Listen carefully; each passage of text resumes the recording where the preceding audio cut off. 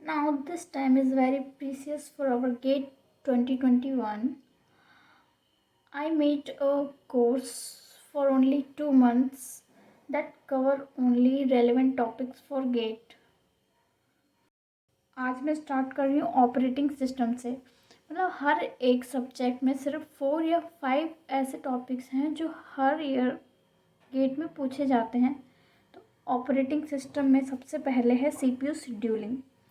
CPU scheduling एक ऐसा topic है जिसमें से आप लास्ट 10 ईयर्स के क्वेश्चन पेपर को देखोगे तो उसमें आपको मिलेगा सबसे ज़्यादा पूछा हुआ क्वेश्चन सीपीयू शेड्यूलिंग का SRTF, find test remaining time first से वो लोग आपको टर्न अराउंड टाइम या फिर एवरेज वेटिंग टाइम ये सब पूछेंगे। तो लेट्स स्टार्ट। गेट 2020 से हमारा क्वेश्चन आ रखा है, consider the following set of process assumed to have arrived time 0. Consider the CPU scheduling algorithm, shortest job first and round robin. Assume that the process are scheduled in the order. आपको process दी गई है, बस time given है और time quantum given है आपका round robin का 4 millisecond. हमें क्या करना है, शॉर्टेस्ट जॉब फर्स्ट और राउंड रॉबिन से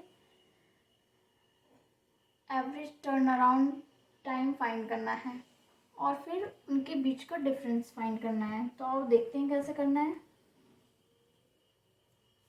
सबसे पहले हमें कोई से भी सीपीयू शेड्यूलिंग को करने के लिए गैंट चार्ट बनाना पड़ेगा। गैंट चार्ट कैसे बनता है, हमें अराइवल टाइम गिवन है 0, यानी कि हमारी सारी प्रोसेस जो है अराइवल टाइम 0 पर ही आ चुकी है। लेकिन हमें स्टार्ट कहाँ से करेंगे, हमें इसमें देखना है शॉर्टेस्ट जॉब फर्स्ट में सबसे ज़्यादा कम टाइम कौन सी जॉब ले रही है। सबसे ज़्यादा कम टाइम P3 ले रही है, तो हम इसको एग्जीक्यूट कराएंगे पहले। तो हमने लिख दिया P3 और जितना बस टाइम की वैल्यू रहती है उसमें हम प्लस करते चले जाते हैं। अराइवल टाइम 0 से स्टार्ट हुआ, प्लस कर देंगे तो ये हो गया 2। अब इसके बाद नेक्स्ट कौन सी जॉब है जो सबसे शॉर्टेस्ट है, तो अब है P4। हमने लिख दिया P4, इसका बस टाइम कितना है 4, तो ऐड कर दिया। अब नेक्स्ट इसके बाद कौन सी शॉर्टेस्ट है, तो है P2, तो हमने P2 लिख दिया। ये हमारा शॉर्टेस्ट जॉब फर्स्ट है। इसमें हम क्या चेक करेंगे कि सबसे पहले हमारा कौन सा एग्जीक्यूट हो रहा है प्रोसेस, कौन सी प्रोसेस सबसे पहले एग्जीक्यूट हो रही है वो लिखते हैं। तो 6 + 7 13, अब बचा क्या P1। P1 का बस टाइम कितना है 8, 13 और 8 21। अब हमें क्या फाइंड करना है, turn around time. Turn around time होता है completion time minus arrival time. ठीक है, ये है इसका फॉर्मूला टर्न अराउंड टाइम का, ये नोट कर लो। टर्न अराउंड टाइम फाइंड करने के लिए completion time minus arrival time. तो P1 का कंप्लीशन टाइम क्या है 21, 21 माइनस अराइवल टाइम क्या है 0। हमें गिवन है ना क्वेश्चन में सबका अराइवल टाइम 0 है, तो यहाँ पे सब में 0 आएगा, यानी कि माइनस क्या करना है 0 करना है सब में अराइवल टाइम। तो इसलिए जो हमारा कंप्लीशन टाइम है वही इसमें टर्न अराउंड टाइम हो जाएगा। P2 का क्या है 13 माइनस 0, P3 का क्या है 2 माइनस 0। ये होता है ना हमारा कंप्लीशन टाइम जहाँ पे ये प्रोसेस एंड हो रही है। जैसे P1 का क्या हो गया 21, P2 का क्या हो गया 13, P3 का क्या हो गया 2, P4 का क्या हो जाएगा 6 माइनस 0। अब देखो ये हो गया 21, ये 13, ये 2 और ये 6। हमें क्या फाइंड करना है, average turn around time. Average turn around time, किसी चीज़ का एवरेज फाइंड करना है तो क्या करेंगे, सबका एडिशन कर लेंगे। 21 + 13 + 2 + 6 अपॉन में प्रोसेसेस कितनी हैं हमारी 4 प्रोसेसेस हैं, तो फिर क्या आएगा हमारा 42/4। इसको डिवाइड करोगे क्या आएगा 10.5। अब ये तो हो गया शॉर्टेस्ट ऑफ फर्स्ट से। अब हमें किससे करना है, राउंड रॉबिन वाले से भी करना है। राउंड रॉबिन में हमें टाइम स्लाइस गिवन है 4, मतलब इसमें हर एक प्रोसेस को मौका दिया जाता है कि सारी प्रोसेस इस ऑर्डर में, हमारी ऑर्डर हमें गिवन है क्वेश्चन में P1 P2 P3 P4, तो इस ऑर्डर में हमें अपनी प्रोसेस को रन कराना है और टाइम स्लाइस गिवन है 4। तो इसको देखते हैं कैसे करना है। 0 से स्टार्ट करते हैं, गैंट चार्ट बना रहे हैं हम। सबसे पहले हमें गैंट चार्ट ही बनाना है, इसके थ्रू ही हम उसको सॉल्व कर पाएंगे और कोई मिस्टेक नहीं होगी। और एक बात और ध्यान रखना, ये जो लास्ट वाला कंप्लीशन टाइम आता है ये हमेशा इसका टोटल और इसका लास्ट वाले का कंप्लीशन टाइम हमारा सेम होना चाहिए, तभी हमारा गैंट चार्ट सही माना जाएगा। 8 7 15 + 2 17 और 4 21। तो देखो ये दोनों मैच कर रहे हैं, इसका मतलब मेरा गैंट चार्ट सही है। अब हम राउंड रॉबिन से बना रहे हैं, तो हमने P1 को एग्जीक्यूट कराया कितना, 4। हम 4 टाइम्स एग्जीक्यूट कराएंगे तो यहाँ पे बच जाएगा 4।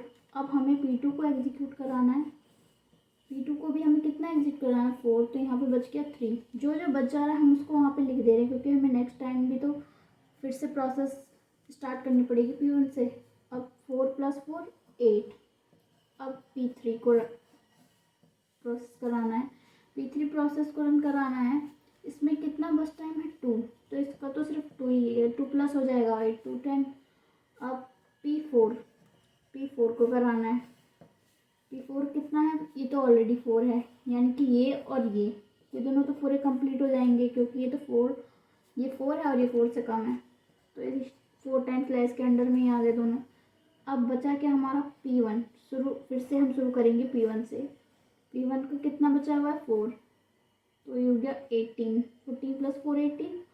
अब P2 18 और +3 21। देखो यहाँ पे भी सेम वैल्यू आ गई ना, इसका मतलब गैंट चार्ट सही है। अब हमें क्या फाइंड करना है, टर्न अराउंड टाइम फाइंड करना है राउंड रॉबिन का।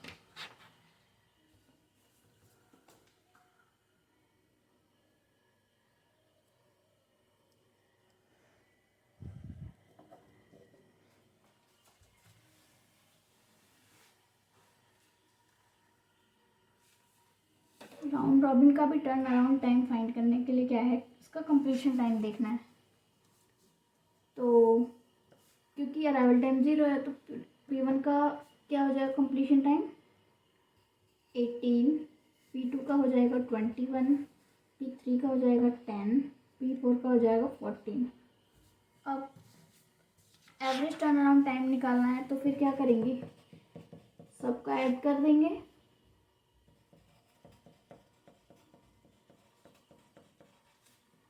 और डिवाइड बाय कितनी प्रोसेस हैं तो डिवाइड कर देंगे, तो ये हो जाएगा हमारा 63/4 और इसका आंसर आ जाएगा आपका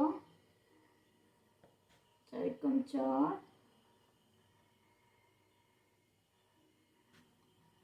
4 × 20। और ये आगे इसका एवरेज टर्न अराउंड टाइम, ये आगे इसका एवरेज टर्न अराउंड टाइम। हमसे पूछा क्या है, इन दोनों का डिफरेंस, तो 15.75 - 10.5 = क्या आएगा, माइनस करने पे 5.25। ये हो गया हमारा आंसर।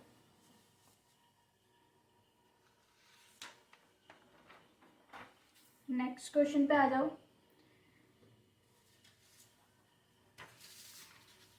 ये आ रखा है हमारा गेट 2016 में। Consider the following process with the arrival time and the length of the CPU बस time in millisecond. The scheduling algorithm is used preemptive sorting shortest remaining time first. इसमें हमें SRTF से हमें टर्न अराउंड टाइम फाइंड करना है, average turn around time.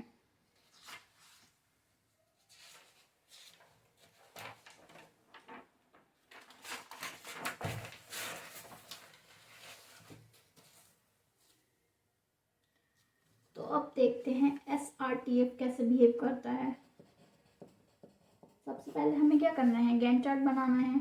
Gantt chart बनाने के लिए क्या स्टार्ट करेंगे? सबसे पहले ज़ीरो ज़ीरो ज़ीरो पे जब हमारा ज़ीरो अराइवल टाइम है तो हमारे पास कौन कौन सी प्रोसेस अवेलेबल है?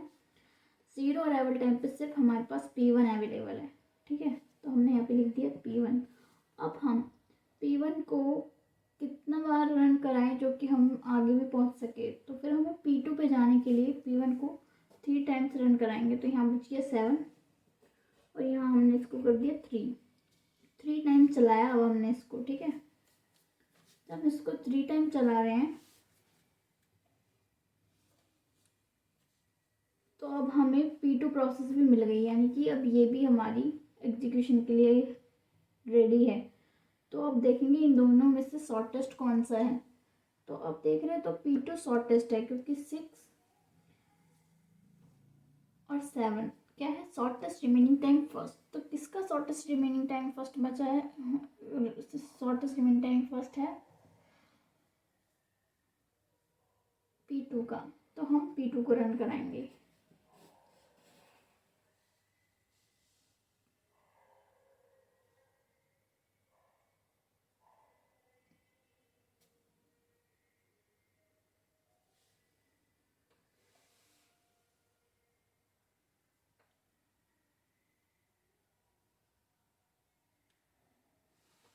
अब P2 को कितने बार रन कराएं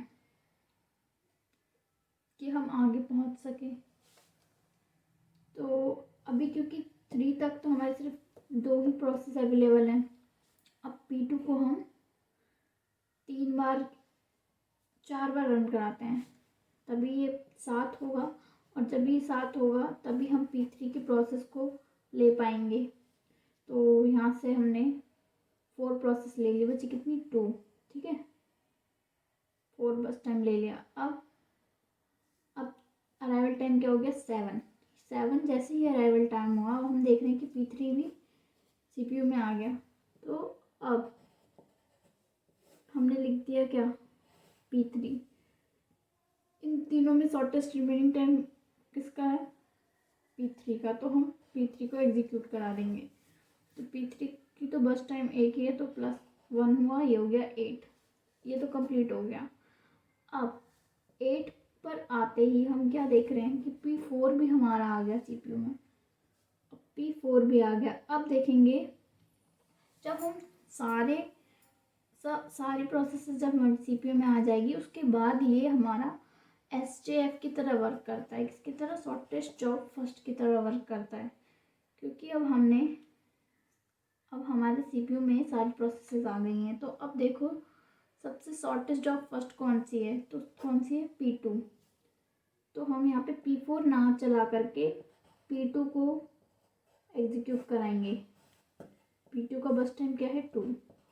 हो गया 10 और उसके बाद ये भी कंप्लीट हो गई। अब उसके बाद कौन सा है शॉर्टेस्ट इन दोनों में से? P4। तो अब इसको चलाएंगे 3 टाइम्स, तो हो गया 13। अब क्या बचा? P1 का हो गया हमारा 20। अब देखो इसका बस टाइम, मैंने क्या बताया था? इसका बस टाइम और गैंट चार्ट का लास्ट का कंप्लीशन टाइम हमारा हमेशा इक्वल होना चाहिए, तभी गैंट चार्ट सही होगा।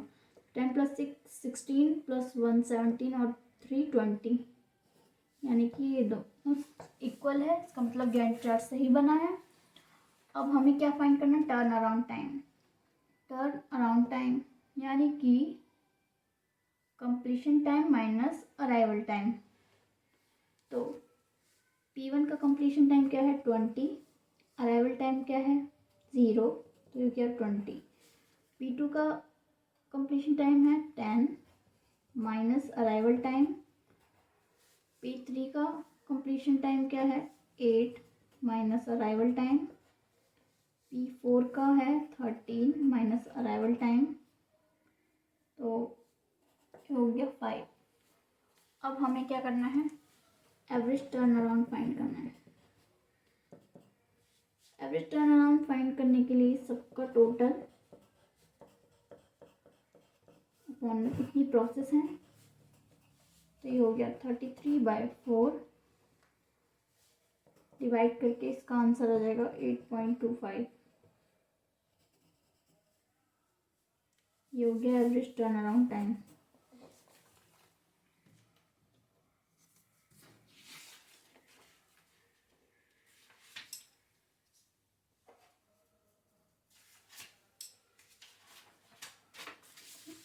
नेक्स्ट क्वेश्चन आया है हमारा डेट 2015 में।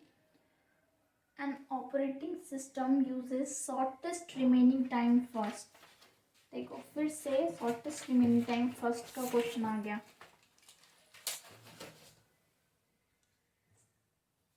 Pre-emptive scheduling of process. Consider the following set of process with their arrival times and CPU burst time. The average waiting time of the process is. इसमें आपका average waiting time पूछ रहा है। अभी तक हमने क्या देखा था, टर्न अराउंड टाइम पूछा था। अब इस वाले क्वेश्चन में एवरेज वेटिंग टाइम पूछ रहा है।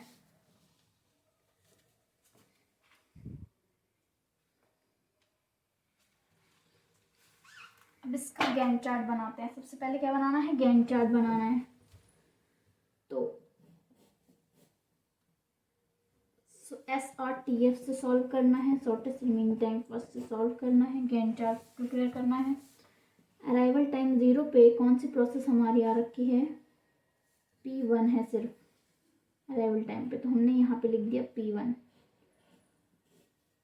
कहाँ तक चलाना है P1 हमें, ताकि जब तक कि दूसरी प्रोसेस भी CPU में ना आ जाए, तो हम इसको 2 टाइम्स चलाएंगे। तो बचेगा कितना, 10। ठीक है, तो 2 बार चलाया तो बच गया 10। अब 2 अराइवल टाइम आते ही हमारी P2 प्रोसेस भी एग्जीक्यूशन के लिए आ गई। ठीक है ना। अब हमें P2 भी आ गया CPU में। P2 प्रोसेस आने के बाद देखते हैं अब हम इसको कितनी बार चलाएं। अभी हम इसको 1 टाइम चला रहे हैं। कितना यहाँ बच गया, बस टाइम 3। तो P2 आ गई हमारे CPU में। हमने इसको 1 टाइम चलाया तो हो गया 3। अब जैसे ही हमारा अराइवल टाइम 3 हुआ तो P3 भी हमारा CPU में आ गया। देखो P3, क्योंकि 3 है ना इसका अराइवल टाइम, तो P3 प्रोसेस भी आ गई। अब देखो इन तीनों में से सब, अब जब 3 प्रोसेस आ चुकी हैं ये, तो इनमें से सबसे शॉर्टेस्ट जॉब फर्स्ट की तरह बिहेव करेगा ना ये। जैसे ही 3 प्रोसेस आई इसके अंदर, तो अब P2 को एग्जीक्यूट कर देगा कंप्लीटली। तो फिर 3 + 3 हो गया 6। अब 6 आया हमारे पास। ठीक है, अभी भी हमारी P4 एग्जीक्यूशन में नहीं है, क्योंकि इसका अराइवल टाइम हमें 8 गिवन है। तो अब देखो इन दोनों में से कौन सी प्रोसेस रन होगी, P3 रन होगी। कितने टाइम के लिए होगी, जिससे कि हमारा P4 भी एग्जीक्यूशन के लिए रेडी हो जाए। तो ये हमारा 2 टाइम्स रन हो जाएगा। बचेगा कितना, 4। तो 6 और 2 8 हुआ। अब 8 आते ही हमारा P4 एग्जीक्यूशन के लिए रेडी हो गया। ठीक है, अराइवल टाइम 8 आ गया हमारा, क्योंकि हमने यहाँ से माइनस कर दिया ना, 2 बस टाइम ले लिया। अब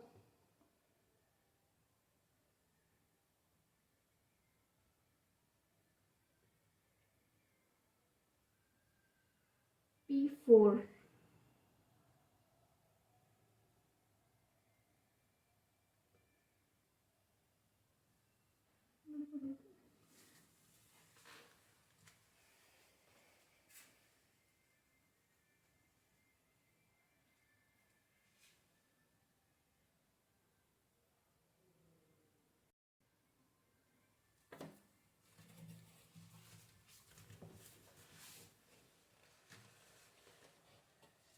हम क्या कर रहे हैं, जैसे ही हमारा अराइवल टाइम 3 हुआ, हम देख रहे हैं ये वाली प्रोसेस भी आ गई। लेकिन अभी शॉर्टेस्ट जॉब फर्स्ट की तरह भी बिहेव करेगा। इसमें तीनों प्रोसेस आ गई, तो हम इसको एग्जीक्यूट करा देंगे सेकंड वाले को कम्प्लीटली।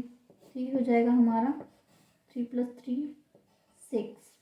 अब कौन सी बची हमारी, P3 और P1, जो कि अभी है CPU में अराइवल टाइम पे। 0 और 3 वाली, क्योंकि 8 वाली तो अभी है ही नहीं। तो अब इन दोनों में से देखो शॉर्टेस्ट जॉब फर्स्ट की तरह बिहेव कराना है, तो P3 एग्जीक्यूट हो जाएगी। इसका बस टाइम कितना है 6, तो ये हो जाएगा 12। अब जैसे ही अराइवल टाइम 12 आया तो प्रोसेस हमारी P4 आ गई, क्योंकि इसका अराइवल टाइम तो 8 है। और अब हम कहाँ पर आ पहुँचे हैं 12 अराइवल टाइम पे, तो यानी कि P4 को भी अब हम रन करा सकते हैं। पर अब हमें देखना क्या है, शॉर्टेस्ट कौन सा है। ये कंप्लीट हो गया, ये कंप्लीट हो गया। 5 और 10 में से शॉर्टेस्ट कौन सा है P4, तो फिर अब हमें P4 को रन कराना है। P4 कितना चलेगा 5, तो हो जाएगा 17।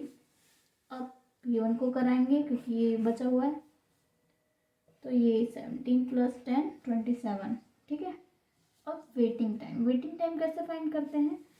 वेटिंग टाइम फाइंड करने के लिए completion time minus arrival time plus बस टाइम, इन दोनों का प्लस करोगे और कंप्लीशन टाइम में से माइनस करोगे, तब आपका वेटिंग टाइम आ जाएगा। तो P1 का कंप्लीशन टाइम क्या है 27 माइनस अराइवल टाइम और बस टाइम कितना हो गया 12, तो ये हो गया 15। और P2 का कंप्लीशन टाइम है 6, और इन दोनों को प्लस करोगे तो ये भी 6 हो गया 0। P3 का कंप्लीशन टाइम है 12, अराइवल टाइम और बस टाइम का प्लस करोगे तो हो जाएगा 9, ये हो गया 3। अब P4 का देखोगे तो 17 माइनस 13 = 4। ठीक है। अब हमें क्या फाइंड करना है, एवरेज निकालना है, एवरेज वेटिंग टाइम। तो उसके लिए सबका टोटल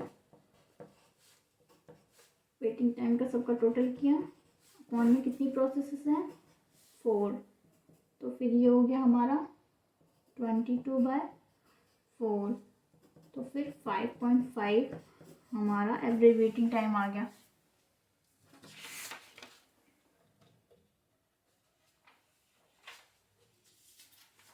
नेक्स्ट क्वेश्चन पे आ जाओ। 2014 का सेट 1 का है ये भी। Consider the following set of process that need to be scheduled on a single CPU. All the times are given in millisecond using shortest remaining time first. फिर से shortest remaining time first आ गया आपका। देखो कितनी बार SRTF का question आ रखा है, और हर साल एक क्वेश्चन CPU शेड्यूलिंग का जरूर आता है। कहीं भी उठा करके देख लीजिए, किसी भी क्वेश्चन पेपर में किसी भी ईयर के हमेशा CPU शेड्यूलिंग का एक क्वेश्चन आपका आता है, और वो भी 2 मार्क्स में, यानी कि 2 मार्क्स आपके कहीं नहीं गए हैं अगर आपको CPU शेड्यूलिंग का टॉपिक अच्छे से आता है तो। मेन क्या है, इसमें गैंट चार्ट बनाना आ गया तो आप सॉल्व कर सकते हो। 2 फॉर्मूले हैं वेटिंग टाइम और एवरेज टाइम के, जो कि मैंने बता दिए हैं। क्या टर्न अराउंड टाइम फाइंड करना है तो completion time minus arrival time हो जाएगा। अगर वेटिंग टाइम फाइंड करना है तो अराइवल टाइम और बस टाइम का प्लस करके कंप्लीशन टाइम में से माइनस कर दोगे। इसमें क्या फाइंड करना है, टर्न अराउंड टाइम। हमें क्या गिवन है, प्रोसेस गिवन है, अराइवल टाइम गिवन है, एग्जीक्यूशन टाइम गिवन है। फाइंड क्या करना है, टर्न अराउंड टाइम। तो अब ये देखो, ये जो एग्जीक्यूशन टाइम है ना, ये बस टाइम होता है। ठीक है। अब गैंट चार्ट बनाओ इसका।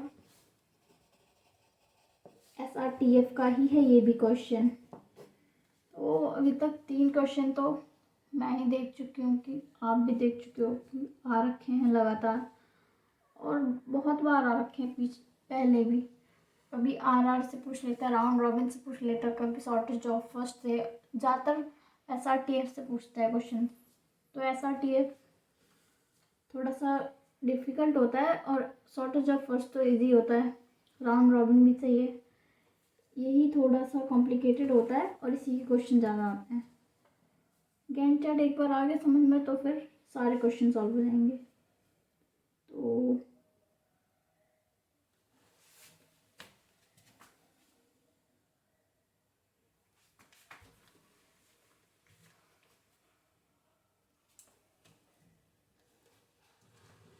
स्टार्ट करते हैं अराइवल टाइम 0 से। कौन सी प्रोसेस है? ए को कितनी टाइम चलाना है हमें ताकि हमारी दूसरी प्रोसेस आ जाए? 3 टाइम चलाएंगे और माइनस कर देंगे। यहाँ पे जितना हम चलाएंगे उतना इसमें से बस टाइम जो माइनस कर देंगे, क्योंकि फिर 3 बार चल गया तो फिर 3 बचा ना, ऐसे। अब जैसे अराइवल टाइम 3 आया, 3 आते ही हमारा बी आ गया, बी प्रोसेस आ गई। अब देखो बी प्रोसेस, अब इन दोनों में देखो शॉर्टेस्ट कौन सा है? बी शॉर्टेस्ट है ना। तो अब बी को एग्जीक्यूट करा देंगे। बी को एग्जीक्यूट करा दिया, 3 और 2 5। ठीक, अब जैसे ही हमारा 5 अराइवल टाइम आया, यानी कि सी प्रोसेस भी आ गई। ठीक है, 5 अराइवल टाइम पे सी प्रोसेस आ गई। अब देखो इन दोनों में से शॉर्टेस्ट कौन सा है? 3 वाला, ये ए। तो अब हम ए को एग्जीक्यूट करेंगे कम्प्लीटली। ए को एग्जीक्यूट करेंगे तो 5 + 3 हो गया 8। ठीक है, अब जैसे ही 8 आया, अराइवल टाइम 8 आते ही यहाँ पे जो 7 वाला है यानी कि डी एग्जीक्यूशन के लिए आ गया, क्योंकि इसका अराइवल टाइम कितना है? 7, और हमारे पास कितना है? 8, यानी कि ये भी सीपीयू के पास आ गया। अब ये चेक करेगा कि शॉर्टेस्ट कौन सा है हमारा। ये कंप्लीट हो गया और ये कंप्लीट हो गया। इन दोनों में से शॉर्टेस्ट कौन सा है? सी। तो ये सी को एग्जीक्यूट करेगा। सी का बस टाइम कितना है? 4, तो प्लस हो गया 4 तो हो गया 12। ठीक है, अब ये तीनों तो कंप्लीट हो गए। अब जैसे ही यहाँ पे अराइवल टाइम 12 आया, यानी कि ई प्रोसेस हमारा एग्जीक्यूट के लिए आ गया, क्योंकि इसका अराइवल टाइम कितना है? 10, और हमारे पास कितना है? 12, यानी कि 10 भी आ चुका है, 10 वाला भी आ चुका है। तो अब देखेगा कि डी और ई में से शॉर्टेस्ट कौन सा है? तो ई शॉर्टेस्ट है, तो हमने ई को एग्जीक्यूट करा दिया। ई का बस टाइम कितना है? 3, यानी कि 12 + 3 15। अब बचा क्या? डी क्या हो जाएगा? 21 + 6 करेंगे। ठीक है ना। अब टर्न अराउंड टाइम फाइंड करना है। टर्न अराउंड टाइम क्या है? Completion time minus arrival time. तो ए का कंप्लीशन टाइम क्या है? 8 माइनस अराइवल टाइम 0 = 8। फिर बी का कंप्लीशन टाइम कितना है? 5 माइनस अराइवल टाइम 3।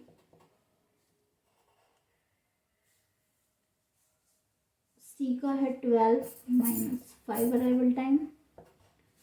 डी का है 21 माइनस 7 अराइवल टाइम।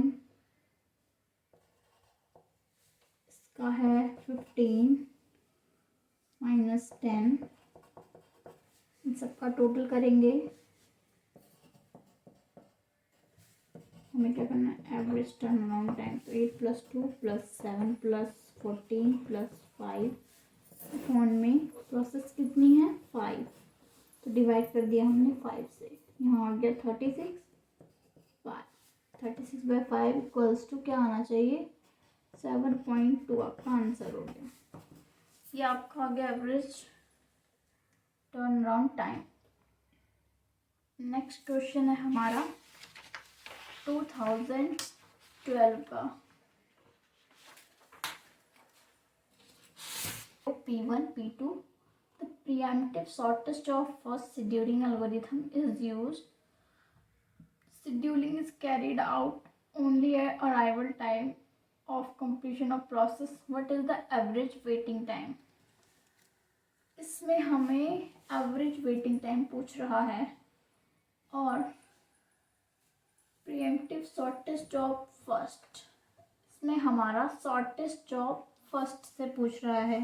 अभी तक हमने SRTF किया था, मतलब शॉर्टेस्ट जॉब फर्स्ट क्वेश्चन में किया था, उसके बाद SRTF। अब हमारा शॉर्टेस्ट जॉब फर्स्ट आ गया है, वो प्रीएम्प्टिव का मतलब है वो एक तरह से जैसे छीनना, जिसका टाइम आ गया वो छीन लेगा, उस टाइम पे अपना प्रोसेस रन कराएगा। तो हमें क्या गिवन है? प्रोसेस गिवन है, अराइवल टाइम गिवन है, बस टाइम गिवन है,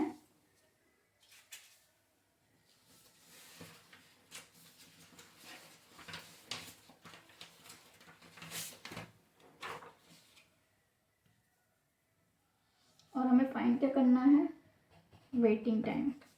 तो P1 P2 P3 arrival time कितना है 0 मिली सेकेंड, 1 मिली सेकेंड, 2 मिली सेकेंड, बस टाइम है 9, 4, 9। अब हमें वेटिंग टाइम फाइंड करना है। सबसे पहले हमें क्या प्रिपेयर करना है, इसका Gantt chart.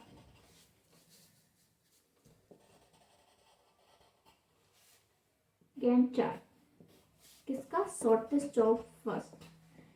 Shortest job first में वैसे तो हम देखते हैं, अगर हमें अराइवल टाइम नहीं गिवन रहता तो सिर्फ अगर बस टाइम को देखते हैं हम, तो पहले हमारा P2 एग्जीक्यूट होता और फिर ये दोनों में अगर ये दोनों सेम हैं तो हम फिर क्या करते हैं, इसमें शॉर्टेस्ट जॉब फर्स्ट तो चलेगा नहीं, तो फिर हम इसमें FCF first come first serve देखते हैं, क्योंकि दोनों सेम है तो जो पहले आई रहेगी वो एग्जीक्यूट होगा।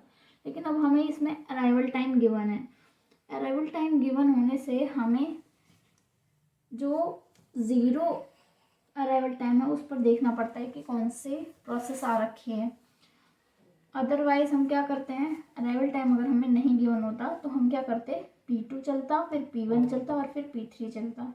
लेकिन अब हमें P1 से स्टार्ट करना है, क्योंकि अराइवल टाइम 0 पे हमारा P1 आ रखा है, तो हमने P1 चलाया। कितना चलाएंगे, P1 सॉरी ये P0 है, ये P1 है और ये P2 है। तो P0 जो है कितना चलाएं उसको, 1 टाइम। क्यों, क्योंकि अब हम P1 पे आ गए। P1 पे आने के लिए एक टाइम इसको एग्जीक्यूट कराया, तो अब हम P1 पे आ गए। अब P1 पे आ गए तो अब देखो इन दोनों में से शॉर्टेस्ट कौन सा है, P1, ये P0 है, P1, ठीक है।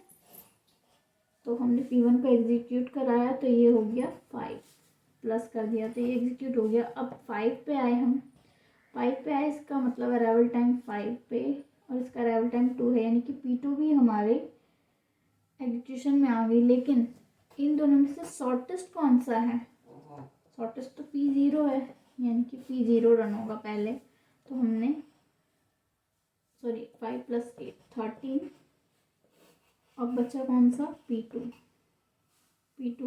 13 + 9 22, ठीक है। हमने क्या देखा, 0 अराइवल टाइम पे P0 प्रोसेस आई, फिर हमें 1 प्रोसेस को लाने के लिए पहले इसको एक बार रन कराना पड़ेगा ताकि अराइवल टाइम 1 आ जाए। अराइवल टाइम 1 आते ही हमारा P1 प्रोसेस भी आ गया। अब P1 प्रोसेस आने के बाद अब हम चेक करेंगे शॉर्टेस्ट कौन सा है, ये वाला। तो हमने इसको एग्जीक्यूट करा दिया। जैसे इसको एग्जीक्यूट कराया 5, यानी कि P2 भी प्रोसेस हमारी एग्जीक्यूशन के लिए रेडी हो गई। लेकिन रन कौन सी होएगी, जो शॉर्टेस्ट है। शॉर्टेस्ट जॉब फर्स्ट से चलना है तो देखेंगे कौन सा शॉर्टेस्ट है, तो फिर इसलिए फिर P0 और फिर P2। अब हमें क्या फाइंड करना है, वेटिंग टाइम। वेटिंग टाइम कैसे फाइंड करना जाता है, completion time minus arrival time plus बस टाइम, दोनों को प्लस करके कंप्लीशन टाइम में से माइनस करना है। तो फिर 13 P0 का 13 माइनस अराइवल टाइम बस टाइम कितना हो गया 9, दैट इज 4। P1 का है 5 माइनस 5 = 0, P2 का है 22 माइनस 11 = 11।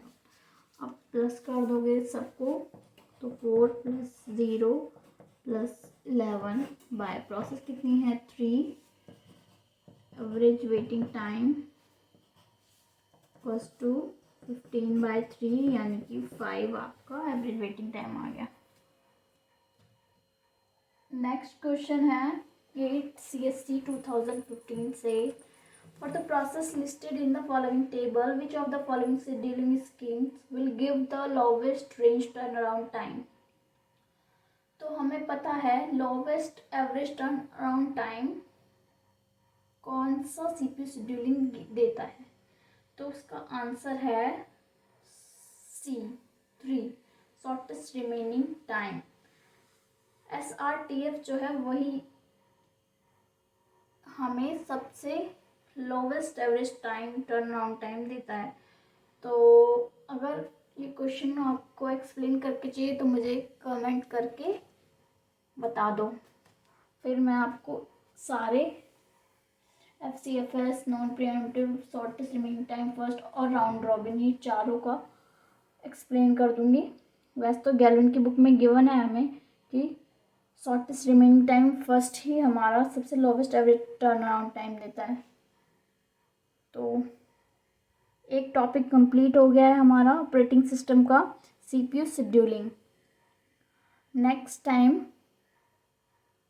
फिर से एक टॉपिक कंप्लीट करेंगे। ऐसे ही सिर्फ 4 या 5 टॉपिक्स कंप्लीट करके एक एक सब्जेक्ट का हमें 2 मंथ्स में कंप्लीट करना है।